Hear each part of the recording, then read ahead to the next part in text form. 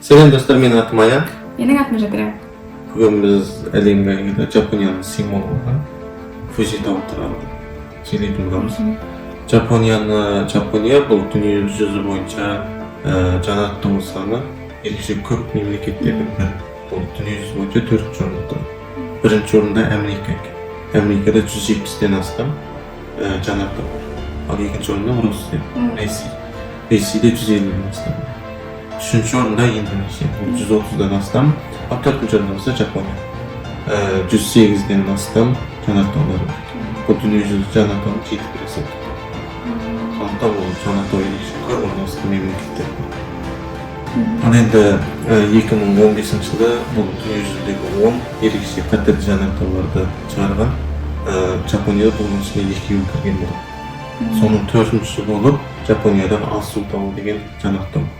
Бұл жанар таулардың ішінде ең үлкен жанар таулардың бірі. Бұның ауданын есептейтін болса 380 километр болады екен. Бұның енді әзіргі Жапонияда бұл ерекше саяхат районы көрінісі ерекше көркем. Ал енді 3-ші орында болатын болса, бұл Италияда жанар тау екен. Аты Кампи Флереги деген. Бұдан үлкен жанар таулардың бірі, бұның ұзындығы 13 километр. Егер мына 13 километр болса, демек Ерекше үлкен. Енді жаңағы Жапониядағы енді жәрттегі аудан 380 километр бар. Енді бұл 13 километр болса, ұзындық.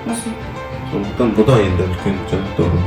Ал екінші орында бұл Никарагуа деген Америка материалында бір мемлекет екен, осында жанар тау.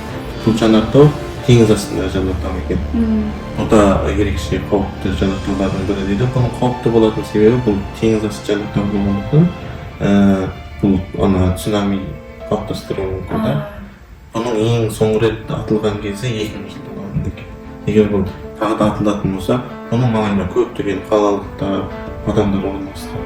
Ерекше үлкен апат әкеледі деп айтады. Ал енді біріншісі болып Ивожима деген Жапонияның аралы ең үлкен, ең қауіпті. Бұның бірінші рет танылған бұл аралдың себебі бұл дүниежүзілік екінші соғыста Америка мен Жапонияның соғыс майдандарының бірі болған. Сол кездегі деректерге қарағанда Жапония 20 мың әскер шығарған, соның 200-і ғана тұтқындалған дейді. Қалғаны бәрі соғыс майданында жан тапсырған. Ал енді бұл 200 адамдардың ішінің өзінде де бұл ұсталған себептері инвалидтік болғандықтан ұсталып болған. Сіздер білесіздер, бұл Жапония ерекше дүниежүзілік екінші соғыста ерекше қаһарлы халықтар мемлекеттердің бірі болған. Қорғаныс күші өзін өлтіретін жағдайлар болған. Жарайды, біз тақырыпқа қайта оралайық. Енді Жапонияда көптеген 100-ден астам жанар тау бар дедік. Осының ішінде мысалы ең көп жанар тау орналасқан облыстар бар. Мысалы Хоккайдо деген облыс бар. Бұда 20-дан астам жанар тау орналасқан. Ал Хоккайдоның алдыңғы видеоларда да айтқанбыз, қысы қатты, жазы сондай көркем облыстардың бірі. Екінші орында бұл Токионың маңайы екен. Токиода да 16 жанар тау орналасқан. Сондықтан енді кішкентай ғана мемлекет болғанымен жанар тауын тығыздап жүрген. Енді жанар тау неге пайда болады деген сұрақ шығуы мүмкін. Бұл кезде енді кейбір ғалымдар жердің сілкінісімен байланыстырады. Енді мысалы қарап отырсам, оң жақтағы сурет, жанар таудың орналасқан суреттердің бірі, енді сол жақтағы болса, жердің сілкінісімен суреттердің бірі, қай орында сілкінеді. Бұларға қараса екеуінің суреттері ұқсас болды. Сонда енді біздің әзір айтатынымыз жердің сілкінуімен жанар таудың байланысы. Мысалы жер неге сілкінеді деген кезде, мысалы бүкіл жер қыртыстары болған, бөлініп тұрады. Сол жер қыртыстары әр жыл сайын болмаса бір мезеттерде бір-бірлерінен қозғалыста болады. Осы қозғалыстан жер сілкінісі пайда болады. Ал жер сілкінісі болған кезде осы жер қыртысының сыртындағы тастар бола ма, бұлар ериді екен. Бұлар үйкелістен ериді екен. Еріп бұл жердің астының қысымы жоғары болады, үстінің жағының қысымы төмен болады, атылып үстіге шығады. Осыдан жанар тау қалыптасады. Бұл жанар таудың қалыптасуы. Енді жанар тау қалыптасқанымен бұлар түрлі формада болады. Бұның формасын не белгілейді дегенде бұның ішіндегі магма сұйықтығының қоюлығы белгілейді екен. Қалай сөйледі? Мысалы кейбір жанартаулар мынандай жалпак болот. Бул калай деген кезде ичиндеги магма сұйыктыгынын тыгыздыгы төмөн болгондуктан ал атылгандан кийин бүтүп жайылып сондай формага келди. Ал эми кээ бир жанартаулар бар, булар мындай домалак болот экен. Олар неге дегенде онун магма сұйыктыгынын коюлугу эркише кою болгондуктан ол атылып чыга алмай тола берет, жерди бүтүп 4-5 жасайт. Ал эми жана бир түрү бар, бул магма сұйыктыгынын коюлугу және біз айтып кеткен екі түрлі жанартаудың ортасында болған. Бұл магма сұйыктығы атылады, атылғанымен бұл көкке жайылмайды екен. Дәл таудың үстінде жайылғандықтан бұл тау атылған сайын биіктей береді екен. Ал енді бұның ішінде жәдде біздің айтып өткен Фужисан болса, бұл сол осы үшінші түрге жатады екен. Ал енді Фужисанды қысқаша таныстырып өтуге, Фужисан енді Жапонияның бір символы болған. Бұның биіктігі 3700 метрдей. Енді ерекше көркем, сондай жанартаулардың бір 2015 жылы дүниедегі мұралардың қатарына кірген. Енді ауа райын алып айтатын болсақ, бұл Фужи тауының басынан аяғына дейін бұл қарлар жатады. Сондықтан бұл шілденің шіліңгір ыстығында да, мысалы, ең жоғары градусы 8 градус екен, ең төмен градусы 2,8 градус екен. Ал енді 12 ай мындай суық қыстарда -18 градусқа дейін барады екен суға. Бірақ бұл жерде бір тағы бір айта кететін жайт, бұл ауа райыны, бұл жылулық әр жыл сайын әзірлігі деп келе жатыр. Мүмкін енді бұл дүние жүзінің жылулығына байланысты бар. Енді Фужисан жерде ерекше көркем дедік қой. Бұл енді Фужисанға әр жыл сайын шығатын тауға шығу әуесқойлары бар, болмаса кәсіптік тауға шығатындары бар. Бұнда ерекше көбірек. Мысалы 2017 жылы бұған таудың басына шыққан шығушылар 280 миллион бастады. Оның үстінде бұл тауға шыққанда бұлар Фужисанға неше аялдамаларға бөлінді. Мысалы ең төмен аялдамалар бұл саяхатқа болады.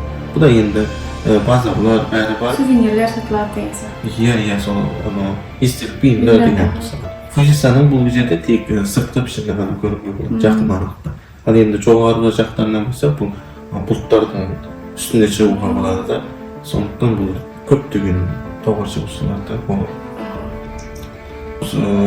Бұл көрініс өте көркем болғандықтан, бұл орналасқан районның саяхатына ерекше үлес қосып жүр. Мысалы 2018 жылын алып айтатын болсақ, бұл жерге келген саяхатшылар 37 миллион адамнан асқан болса. Бұған мысалы саяхатшылар келеді, осы жерде енді ақша ұсталу болады. Сондықтан бұда ұсталған ақша 351 миллион доллар. Қай жылы? 2018 жылы.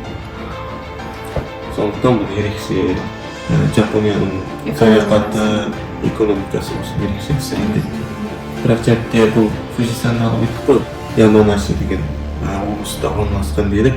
Бұл енді өзі ерекше көркем облыс болған, таулар өте көп. Бірақ оның ішінде саяхатшыларға ең болмайтын осы Фужи тауы екен.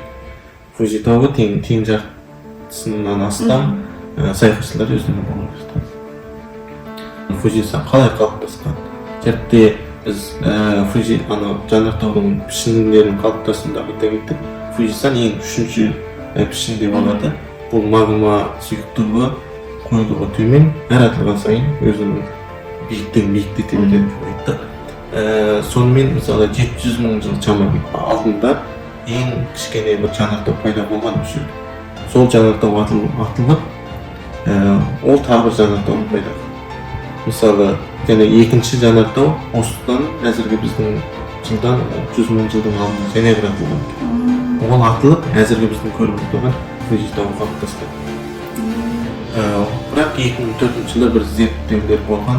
Бұл жерде біз айттық қой, екі жанартау атылып, әзірге біздің жаңа Фужи тауы қалыптасқан. Бірақ 2004 жылы зерттеулер болып, бұл жерде ең бірінші қалыптасқан жанартаудың ішінде және бір жанартау бар деп зерттелгендер осылай шығарған. Одан да қызығарлығы 2009 жылы бұл GPS-тен бұл Фужисанның орнын өлшеген кезде бұл 1996 жылдағы Фужисанға қарағанда екі жаққа екі сәтте кеңейген. Жарайды, енді біз Фужисанның аузы бар, соны айта кетейін. Бұның аузы біздің сиыр сауытын челек ұқсаған. Бұның ең үстіңгі аузының диаметрі 780 метр екен. Астының кішкене диаметрі 130 метр екен. Ең терең жері бұл 237 метр. Ал ең биіктігін және де айтып кетейік, 3700 метрден астам. Енді жанартаудан осындай үлкен таулар қалыптасып жатады. Жапонияда бұдан басқа жанартау атылғаннан кейін аралдар қалыптасқан жағдайлар болған. Мысалы, Нишимошима деген осындай бір арал бар Жапонияда. Бұл Токиодан 1000 километрлік Токионың қасындағы арал. Бұл 1973 жылы теңіздің астына жанартау болып бірінші рет атылған. Атылып кішкентай арал қалыптасқан. Сөйтіп атылып 2013 жылы ең соңғы рет атылған. Атылып әзір кеңдігі недәуір кең аралға айналған. Ол жақта адамдар тұрмайды. Әзір адамдар тұрмайды. Бірақ сол 2008 жылдары байқаған кезде бұда адамдар тұрмағанымен өсімдіктер және бір құстардың пайда болған тіршілік көзі бар деп айтылады. Ал енді бұл ғана емес, мысалы 2020 жылы 8-15 күні және бір жер асты жанартауға атылған. Осыдан және бір кішкентай арал пайда болған. Ол да осы Жапонияның маңайындағы жерде ме? Жапонияның аралдарының бірі, осы Токиоға жақын. Бұл қалыптасқан жанартаудың кеңдігі 1 километр. Бірақ 2020 жылы 10 айдың 15 күні және де бақылаудан өткен кезде бұл жанартаудың тең жартысы су шайып кеткен. Ал енді жарты Фужисанды айттық қой, бұл Фужисанның ең соңғы рет атылғаны осыдан 300 жыл бұрын 1700 жылдар екен. Бұл енді сол кезде зерттеулерге алып айтқан кезде бұл кездегі атылымдағы 200 жылдық мағыманы сақтап тұрып, содан атылған дейм. Бірақ қазір сонда 300 жыл болып қойды ғой? Әзір енді атылмағанда 300 жыл болды, сондықтан зерттеушілер енді Фужисанның атылуына аз ғана уақыт қалды деп айтушылар да бар әзір. Енді жәнегі ең соң атылған кезін біз айта кетейік, бұл 1700 жылы, бұл Эдо заманы деген заман болған Жапонияда. Осы Фужи тау атылудан бұрын, 1-2 ай бұрын ерекше жер сілкіністер ерекше көп болған екен. Содан 49 күннен кейін Фужисан атылған. Атылып бір 16 күн бұл тоқтамай өшпеген.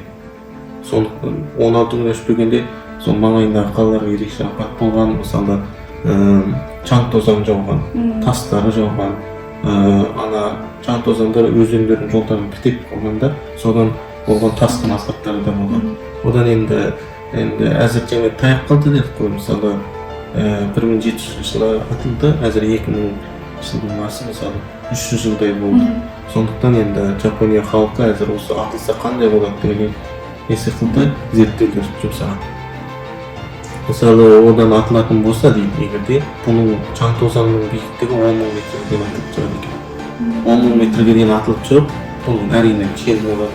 Жел айдап бұны чаң тозаң қалаға келу. Қалада тас құсаған жаңбыр жауы. Ал енді бұл жаңбыр жау, тас құсап жаңбыр жауы. Тастар енді жиылады. Жиылғанда мысалы біз мына Фужисанның орнын алып айтсақ, бұл Яманиши деген облыста болған. Бұл облыста мысалы 30 сантиден қалыңдықтағы тас қалыптасуы мүмкін чаң тозаңда. Ал енді одан кейінгі жақын ол Канагава облысы, біздің облыс. Бұда да 10 сантиден жоғары тас қалыптасуы мүмкін. Ал енді Токио болса, бұл 3 сантиге даяу тастардың жиынтығы болуы мүмкін.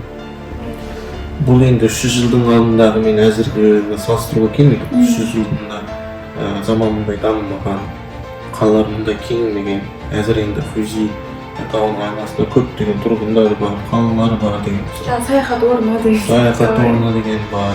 Токионы білесің ерекше маңызды қалалардың бірі. Енді қандай осыдан қандай зардаптар шығады деген ойытылған зерттеулер бар. Бұл егер Фужисан атылатын болса, ең алдымен қарқынды тас жолдары бұлар бітеді екен. Жаңағыдай пойыз жол деген сияқтылар ма? Жоқ, қарқынды машинаның қарқынды жолдары бар ғой. Одан кейін біз білесің ана жүрдек пойыз бар, бізде Шинкансен деген ерекше тез, бұл да тоқтайды. Оны төк тоқтайды, су тоқтайды. Біздің әдетте қатынас құралған тұрған пойыз, ол да тоқтайды. Енді әуе жолдарын оларын айтпайды, олар сөз жоқ. Тоқтайды. Оның үстіне бұндай ғана емес, адамдардың денсаулығына да ерекше әсер етеді. Мысалы өкпесінде, оның не сықылды өкпеге қатысты аурулар болуы мүмкін. Шаң тозаң әсер етеді ғой. Сондай болуы мүмкін. Endi jarda aytып erik көптөгөн катнаш куралдардын баары токтойт дедик. Сонда адамдардын бирден бир катнаш куралы мүмкүн өздөрүнүн жеке машиналары бар. Бирок осуган тажрыйба жасап көргөн. Жанагы 300 жылдын атылган жанартоодун тасын жыйнап машинаны жүргүзүп тажрыйба жасаган. Бул машина жүрө алмайт. Сондуктан бул жеке машиналар менен тасымал керүүнүн өзү өтө кооптуу. Мүлдем катнаш токтоо. Мүлдем катнаш токтойт. Катнаш бар күнүн өзүндө чыргалаң эрикиши көп болушу мүмкүн. Ал энди осундай апаттардын алдын алуу үчүн Жапония халкы әрине өздөрүнүн даярдыгын көрүп жатыр. Жыл сайын нече миллион доллардап осуга акча төлөнөт. Мисалы, алып айтатын болсак, Mitsubishi сеттиги өзүнүн бүнөсүнүн мисалы аба алмаштыргыч Кондиционерлер. Осудан чаң тозаңда туруп калмоо үчүн осуга эрикиши көп фильтрлерди койгон. Онун үстүнө мисалы бул жер асты суулары бар деген сөз, ооз суу деген сыяктуу. Осулардын баарында бул сүзгүлөрдү жасап, осуларды алдын алып жаткан. Ал энди әрине бул Fuji тагы осундай үлкөн эгер атылатын болсо көптөгөн зыяндар келет. Бирок энди Жапон халкы бул Fuji тагынан нече жүз жылдардан бери эрикиши пайда тапып келет. Кандай пайда? Мисалы, азыркы Токионун Жапониядагы халыктардын Токионун магайында ооз суулар осы Fuji саналат. Fuji тагы деген жер асты сууларынын үлкөн бир кайнарынын бири болуп келет. Fuji тагында мисалы будан аккан суу 4 өзөнгө куюлады. Бул 4 өзөнүн өзү Тынык мухитине барып куюлат экен. Сондуктан будан келетін су айлары ерекше көп деп ойлауымызға болады. Келеді, онда бүгін біздің видеомыз осыны дейін болсын. Егер ұнатып жатсаңыздар, каналымызға тіркеліңіздер, лайк басыңыздар, комментарий жазыңыздар. Біз келер жолы бұдан да қызықты тақырыпта сөйлейтін боламыз.